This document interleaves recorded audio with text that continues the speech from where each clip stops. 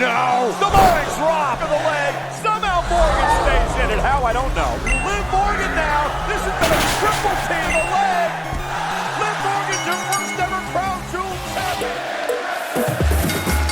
Welcome everyone to Ring the Bell. This is Sriracha Bottle DS. And the Sriracha Muchacha Paloma Star. Yes, stop laughing. Y'all, when I came in, DS answered the door like this, and I've been dying ever since. So I was trying to choose a Halloween outfit this time, and I was like going through it. I was like, I need this. I desperately need this. I know it's a little after Halloween. No such thing. Ta-da. It's always Sriracha season. I love it so much. Also, excuse me, four-time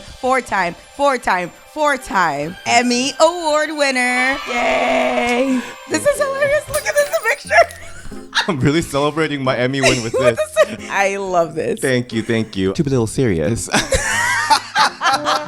You can watch my Emmy-winning documentary on Peacock. It's called Des Desero, The Migrant Journey in Chicago. I don't think I can wear it this whole time, but we gotta talk about this. Yeah. Crown Jewel PLE. I see that you're wearing the color of. I am. Green. Yeah. I put some purple on, trying to match it. It's like Barney colors, but still love it. You know, trying to be in theme without having to wear like a bodysuit. I mean, but also not gonna lie, we've come a long way from the baggy t-shirts and bodysuits era. It's kind of awkward to talk about it because it's like their restriction. Yeah. But it's interesting how the women and the costume team has gone so creative with these gears that it almost became like a thing that we kind of look forward to, which is kind of terrible, but also at the same time, it's like, they're really making this work. Totally. They don't look awkward anymore. Before it was like very awkward and very noticeable on why they were doing it. Now everybody just looks extra hot. Right. So speaking about this tag team championship, who do we have? Jade and Bianca defending the title against Chelsea and Piper, Lash and Jakara, Damage Control. Which gear stood out to you? Oh, I think Chelsea Green and Piper for sure. I loved it so much. Yeah. With the green too. They look so good. I also love Piper's little like skirt that she always wears with it. Definitely added to it. And that rich green color stood out really well. I thought it was so funny that Michael Cole was like, what is she wearing? What is Chelsea wearing? What do you mean? She wears her tools every time. Yeah. Like, what are you talking about? I thought, Jakara, this is your audition tape for Marvel to be the Mystique. Ooh, with that hair and the blue. Yeah. Yes. Wait a minute. That's just Mystique wrestling inside the ring. Yeah, that's what it is. Totally, for sure. I mean, Bianca and Jade always look great no matter what they wear, but I love the little appliques that they have and everything. Her jewels are like everywhere. All over. Like every time she's hit, like... It's like one of those like Sonic or something. Yeah. It's just like on the ground Sonic everywhere. Yeah. Coins. Okay, so what do we think about this match? I liked it. It was fun. I know there was a lot of like mistiming and botches, but it was a fun, fast-paced match. It's exactly what this match needed to be. You didn't like it? I did not like it. I thought this match was very ambitious though. Yes. It worked in that sense. Yeah. Like I could tell that the women went in there like, let's go all out tornado fatal four-way tag team style. And I think they did that. Yeah. But you said it. Like, there were a lot of mistimings. Definitely. A lot of miscommunication. But I think what kind of worked for me is that nobody, like, stood in there, like, with the deer in headlights, like... True. We messed up or anything like that. They just kept going. While every time there was a miscommunication or a botch, they just kept going and made it work. It was a little bit obvious, especially towards the end. It got a little bit like convoluted, but it worked out. Did anyone actually figuring out who the official person was? Honestly, this was 100% a lucha libre tag match, especially at Galley, where I wrestle at the lucha company that I wrestle at here in Chicago. Because in lucha libre, there's like no such thing as tags. There is like 2 or 3 different dive spots, and the amount of waterfall spots too. I was like, this is a lucha tag match without a doubt. Like, nobody knows who's legal. Everything's all over the place. There's botches, but hey, everybody gets into it. It's fast paced. It's exciting. This was just a lucha match for sure, without a doubt. And even the announcers were like, is Chelsea Green even legal? I mean, I didn't know either. I love how WWE is also recognizing that Bianca and Io has something very special between them. So much so. Their chemistry is like next level. Unreal. Right. Every time they step into the ring together, they just work so well, so smooth, and so believable, because I feel like sometimes, like, obviously the size difference is very noticeable, but it works so well. You're so right. I'm glad they're giving them that time, because I want more of that. So I love that they had a little moment. My favorite moment, I have to say, is the showdown between Jade and Lash. Yes. And I gotta say this, like, WWE, they all like trying to make each person stand out in a way. Having Bianca and Jade in there as the powerhouses they are. I thought WWE might have an issue with like having a separate lane for Lash, but Lash is standing out so much. I 100% agree. She's towering over Bianca and Jade. I feel like she has a charisma that's like unmatched in the roster right now. Totally. And this is interesting because like right now in women's wrestling, there's so many powerhouses. But I think out of all of them, Lash definitely stands out to me. I 100% agree. And I feel Lash looks a little bit smoother in the ring. Ooh. Like, I feel like Jade can come off a little bit robotic. She looks great, $1,000,000. But I just feel like Jade is not so naturally flowing, and Lash over here just like goes smooth and is a little bit crispier in the ring. But I think you're right. I think WWE is gonna try to put them on like all the awesome, tall, powerful black women in this line and this line only. But then everybody keeps on like moving back and forth from it, like as they should, because everybody's their own individual person. But definitely Lash really stood out. That showdown felt like a King Kong versus Godzilla. For sure. But I have something to say about what you said. Again, love Lash, and she's like she's gonna be huge.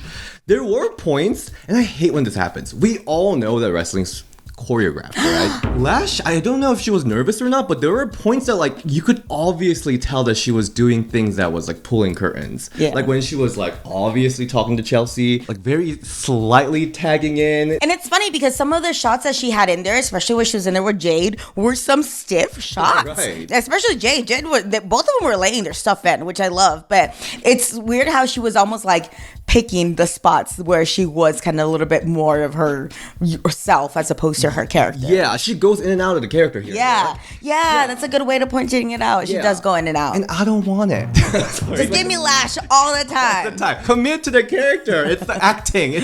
There are multiple wrestlers like that like, I know it's scripted. I know it's staged. It's like breaking the fourth wall, but not necessarily like adding too much to it. Like always like, sorry, I'm just talking shit right now. Next move.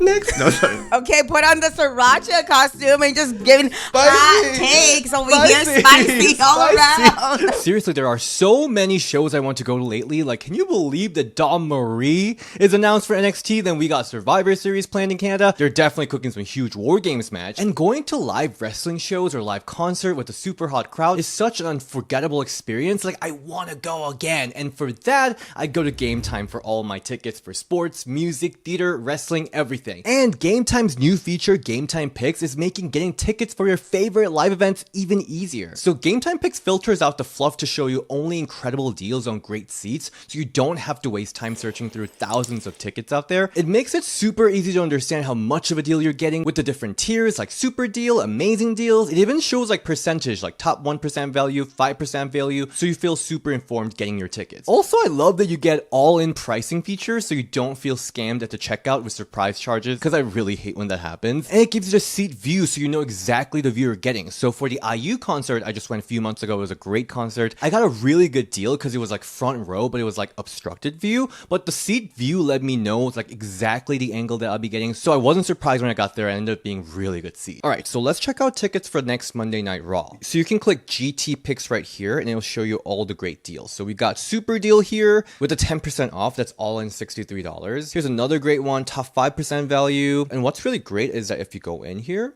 you can get the preview. And if you go to the map, you can also see like what are the ones that's like more closer to the ring. Take the guesswork out of buying wrestling tickets, concert tickets, whatever tickets with Game Time. And I'm not even saying this because they're my sponsors, but I literally tell all my friends to use Game Time because it's honestly the best way to get tickets. So go download the Game Time app, create an account, and use the code RINGTHEBELL for $20 off your first purchase. Terms apply. Again, create an account and redeem code RINGTHEBELL, RINGTHEBELLE for $20 off. Download Game Time today. What time is it? It's Game Time. I loved Chelsea and Piper. Oh my gosh. They were probably my favorite part of this match. Yes. They're so good. They work so well together. Oh my gosh. Did you catch what Corey Graves said at the entrance of hers? Like, oh, if you want to get on Chelsea Green's good side, you just have to play with action figures. That was totally a shot to Matt Cardona, her husband, because, you know, he has that podcast about action figures. Joey also has one. Yeah, but it's I'm sure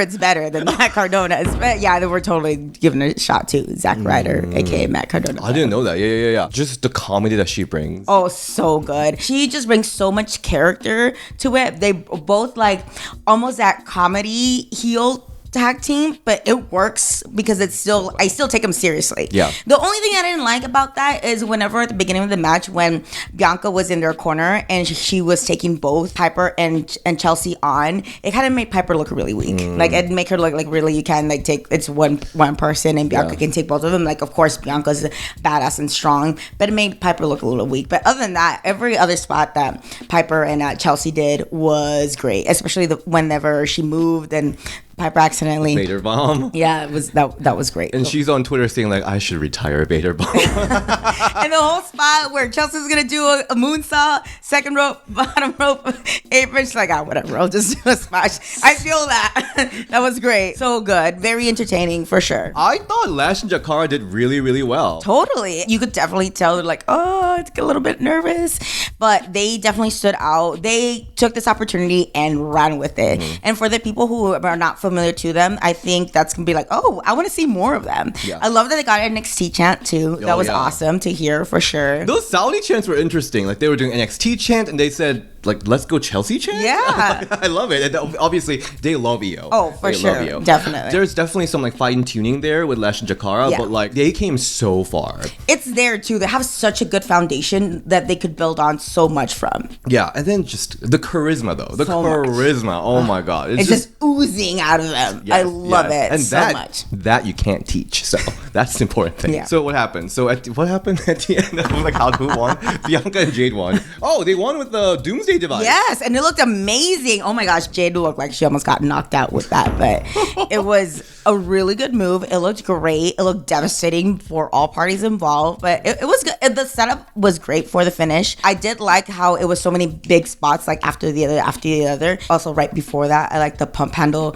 kicks trade-off spots with Jade and Lash too. Yeah. I just want all of that. Wait, I gotta ask you though, like what was going on? Like, so when Kyrie was trying to do that elbow, the catapult elbow, was she just waiting for Jade to get out of the way? Yes, totally. It was just like a timing and like spatial awareness issue, I think. Because she couldn't do that when Jade was there? Yeah, I guess not. But yeah, totally. I was trying to figure that out too. There's a lot of people in the ring at one time. It's kind of hard to do stuff. Yeah. But it definitely was they made up for it. I mean, it was fun. It was at the end of the day, I was entertained, but I was like, this is all over the place. Ambitious is such a good word to say that, because I think ambitious is not necessarily it's a good thing, but you could, what's that saying? Why do I keep on saying sayings that I don't know? They bit off more than they could chew. Oh yeah, I said it right. Yes. Said it right, yeah. This is our Paloma and ESL English lessons. I know. I don't know why I keep on wanting to say it like sayings and phrases that I don't even know what it is, and then I ask you and you're like, I don't know. I'm like, I'm sure somebody's gonna correct us. I'm glad that they did not lose the tag titles. I thought they were, because the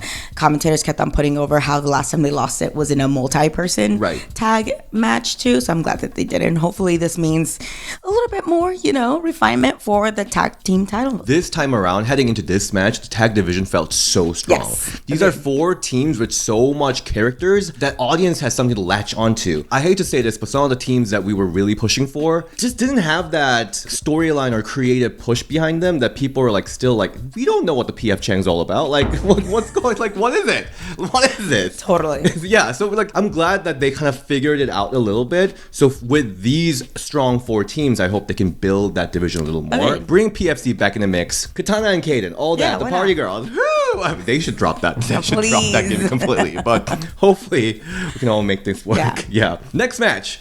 Ooh, this is a big one. For the Crown Jewel Championship, Liv Morgan versus Nia Jax. I had high hopes for this match. Yeah. Nia looked amazing though. Oh my gosh, she looked like money. She looked so good. Like her skin was so dewy and glowing. That green and gold is her colors. Nobody else should wear it ever again. Just Nia should wear it. She looked absolutely beautiful. Nobody should wear it. No, nobody should wear it. And I'm wearing green right now, but not gold, so it's okay. So it's her colors. Liv looked good too, but I mean, Liv always looks good, and it looked like she was already getting a title already because of the Judgment Day little like corset thing that she was wearing. But definitely Nia looked great. Yeah, this match was like, I had very high hopes for this match because I thought they would have really good chemistry. I think the size difference too, I think it would write for itself, but maybe being 2 heels made it difficult. I think that's what it was, because even when the match started, I'm like, wait a minute. So who's the face? But Liv was wrestling like a face until she wasn't, obviously, when all those cheating antics and everything. But I think it was a little bit difficult because it was heel versus heel, especially when it's such like tiny versus a big monster heel, which they're both heels. It was a little bit, I guess psychology was a little bit off on it for sure. But I definitely did have higher hopes with this match. And the thing is, the match wasn't like inherently bad. I just think my standards might have been, or I was hoping to get more out of it. Yeah, because we know that both of them can go so much more than this. The match was really short. For sure. Especially since there was so much shenanigans involved with Tiffany and Dom and Raquel and all that stuff. I feel like that was more of the meat of the match as opposed to like the actual in-ring action between the two. And what was very visible from this match is that you could tell that both Liv and Nia wanted to do a lot more because they pulled out like freaking Avalanche Samoan drop out of nowhere. They like pulled some big moves in the short time that was given. I actually think that was a very badly placed move. Ooh. I don't think that should have been that early because it didn't make sense. I mean, don't get me wrong, I love the move. It looked great,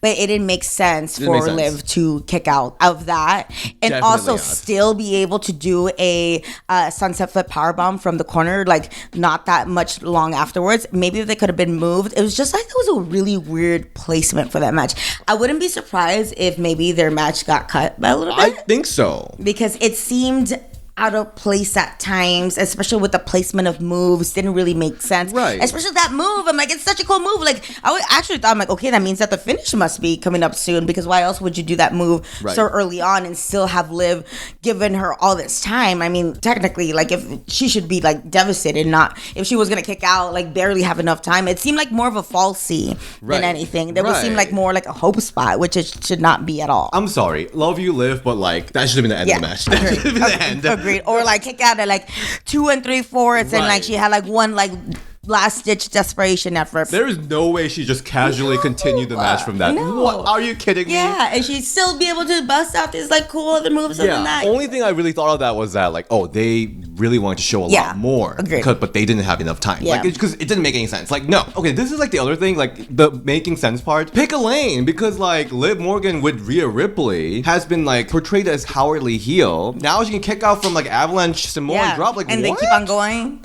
Like, pick a lane. Yeah. Pick a lane. I love how spicy you are today. The whole shenanigans like was expected. Yeah. I don't know if it was like executed the best way. Money in the Bank is such an exciting factor, but like it's just kind of dragged and we weren't sure like what was going on. Yeah, I didn't know what was going on. Especially Tiffany's psychology because like on SmackDown she like completely turned on Nia. Like I had to rewind the finish like twice to actually kind of understand what happened in the finish. It was almost too many moving parts. Like you were the whole like Money in the Bank and Dom and Raquel. Like there was almost too many factors for this to work out as smoothly as I thought it was gonna be. I did like whenever everybody got like shoved into at once when Raquel and everybody else was in the outside. That was a cool spot, and I thought that should have kind of almost like diminished the shenanigans a little bit, but if anything just like added more to it. Tiffany looked great though. I like that for sure. It was a little bit too much shenanigans. Too much going on. Yeah, I really thought Nia was gonna win, which is fine that Liv won. Like I'm happy for her, and I guess some people pointed out that Nia had a big crowning moment last time they were in Saudi, so it made more sense for Liv to win. That belt is bigger than Liv. Oh yeah, definitely. And I'm very happy for Liv, but like the way that Nia lost to Oblivion, let's be honest, if maybe like Raquel did like a Avalanche choke slam from the corner, Tahana bomb from the corner, and then we went to Oblivion, maybe it would make more sense, but like just Oblivion and like pinning it, I cannot accept this. I kind of wish the Oblivion was onto the case.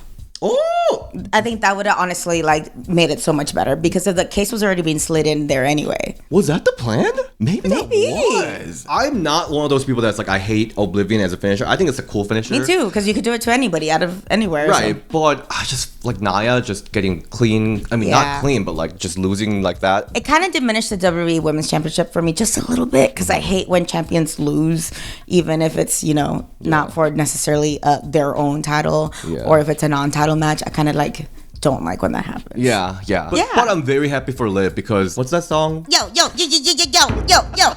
That to eating pizza off of the floor. Oh my god, she's came a long way. Such a long way, and I think she's a great example of like. I watched her at a WrestleMania like NXT Access show, and when she first came out, I'm like, what is this entrance music? And I couldn't take her seriously just specifically as her entrance music. Right. But the fact that she came so much for her. But I think this actually is a big moment for the PC because Liv Morgan is like a homegrown talent. Like she didn't come from the indies. She definitely had like go through so many characters and so many gimmicks and has improved so much to where she's at now. It speaks volumes to her. But the fact that she's only been wrestling since like 2017 and that where she's at now, it's definitely like a good like homegrown talent for sure. Yeah, absolutely. Yeah. So very happy for her. I mean, this legitimizes her as the top talent, and I think you could tell in her face. Yeah. The moment she won, she was like feeling like, wow, this is the moment. And did you notice she didn't do her boo-boo face whenever she first came out? That's how you know she's gonna lose if she makes like a boo-boo face when she comes out.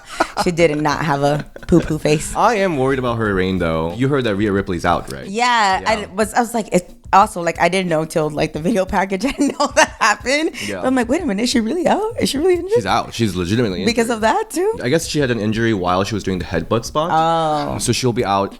Not sure when. Yeah. I mean, hopefully she'll be back by. I mean, I don't want her to win Royal Rumble again. Yeah. But hopefully she'll be back by Mania season. Totally. Or Yeah. maybe she like cost somebody the Royal Rumble. Right. Like right. Liv or something. Absolutely. Yeah. Yeah. This is what happened. Like we put all our eggs into Liv and Rhea. Now some eggs are scrambled with some sriracha on top of it. Right. So it's really, really unfortunate. What's gonna happen now? I don't know. I feel like the whole Dom storyline has gotten a little bit convoluted too. Yeah. Like there's too much people involved now and like too many like it was only cool because it's really like Rhea and Liv, honestly, and now it's like Is the story that like Liv actually into Dom right now? it shouldn't be.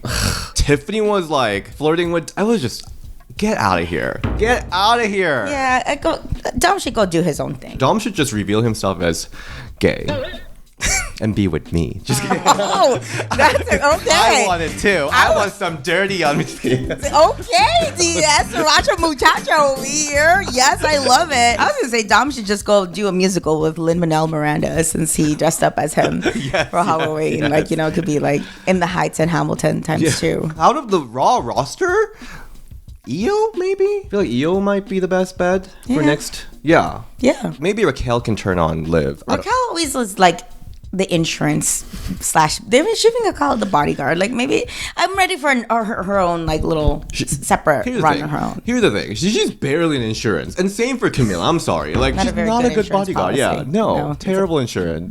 It's a small deductible on that for sure, or big deductible. I don't know which way is the right way to say. We're very ambitious. We but I'm are. just like, Look at I'm trying to say words that we don't even know what how you say it or what they are. well, that is it for our crown jewel review. I can't wait till everybody say, "Oh my God, Paloma, you're back!" Y'all, I'm here for most PLEs, or I try to be.